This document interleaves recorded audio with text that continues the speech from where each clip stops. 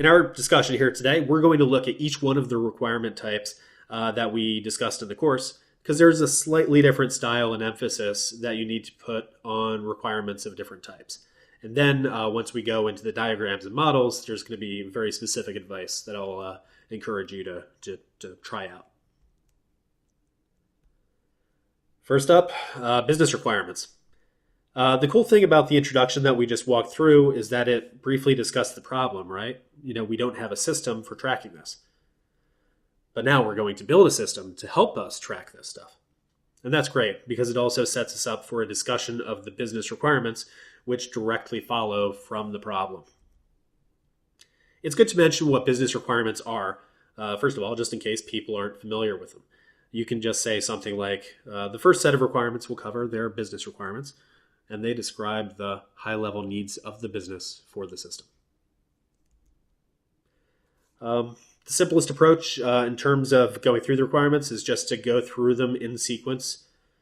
Business requirement 1, followed by business requirement 2, and so on. I've never been a fan of just reading from the document itself.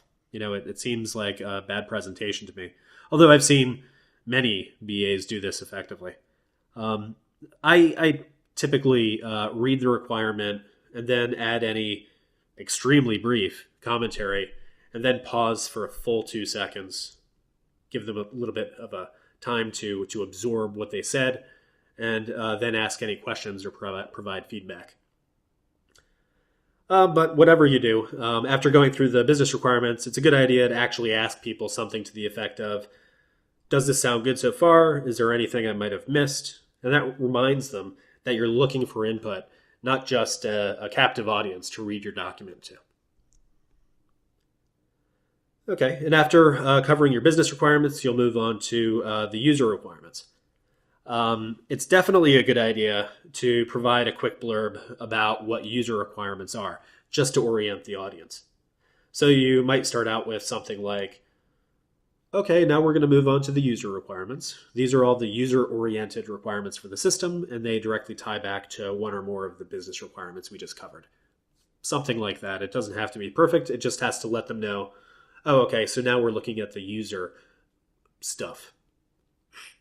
And then just go through them. Now, you'll probably have a lot more user requirements and business requirements, and a lot of these might be similar to each other. So when you get to user requirements, it's okay to cover like requirements together. And the same goes for functional requirements also, by the way.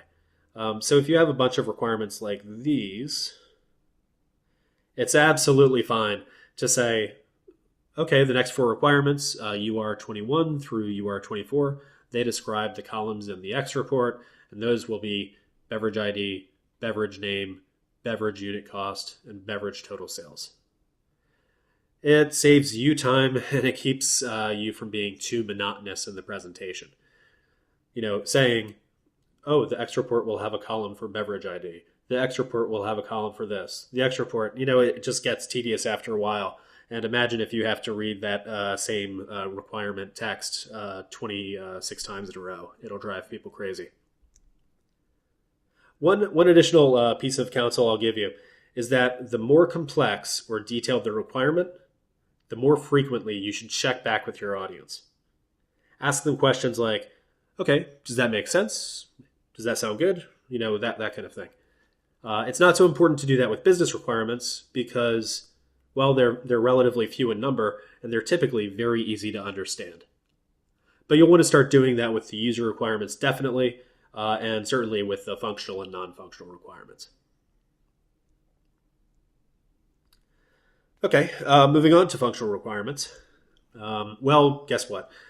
I've always treated functional requirements the same exact way as user requirements during walkthroughs, except, of course, they have a different definition. I would still keep the presentation of user and functional requirements separate from each other, and still include a brief sentence describing what functional requirements are for your stakeholders. But apart from that, no real further comment. Treat them just as you would user requirements.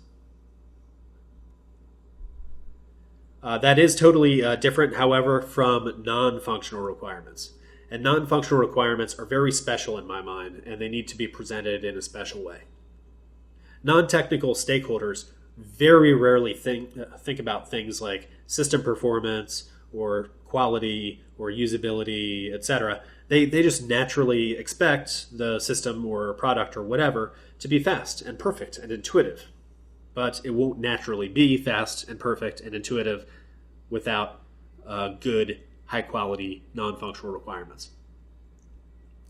So this part of the presentation, it does tend to go a little bit slower than the other requirement types.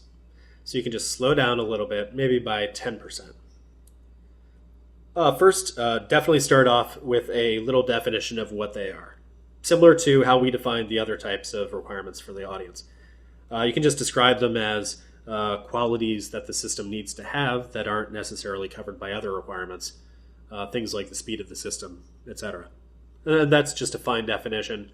If you come up with a better definition, feel free to use that. But I will say that with your definition, it's a really good idea to give them a few example categories to help spark some understanding. If you haven't structured your non-functional requirements by category, like performance followed by quality followed by usability, etc., I definitely recommend doing so in your requirements walkthrough. Having all the non-functional requirements grouped by category makes it considerably easier for your stakeholders to understand them.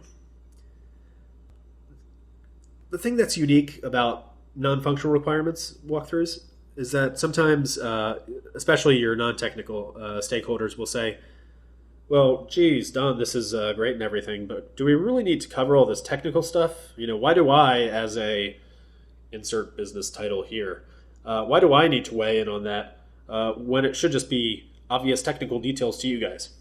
And my response to that is usually, well, because you really do care about them and we need your buy-in.